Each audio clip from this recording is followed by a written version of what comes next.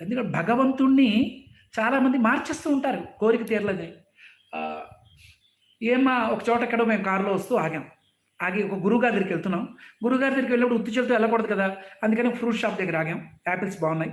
అమ్మా కొంచెం ఒక డజన్ యాపిల్సు, ఒక డజను దానిమ్మ పళ్ళు, కొంచెం అరటిపళ్ళు ఇవ్వమ్మా అన్నాం. సరే వెళ్తూ గబుక్కున ఒకసారి అమ్మా ఏం పేరమ్మా? నీ పేరు అన్నాం. అంటే నా పేరు లక్ష్మి అండి అంది ఆవిడ.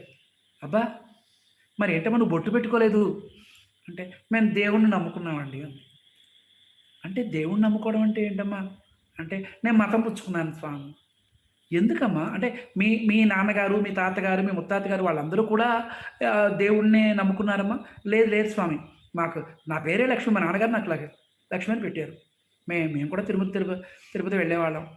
తర్వాత ఆ మధ్య కాలంలో నా భర్తకు ఒంట్లో బాలేకపోతే ఎవరో చర్చికి వెళ్తే ఏదో అనుకోవడం జరుగుతుందనంటే ఏదో వెళ్ళాను.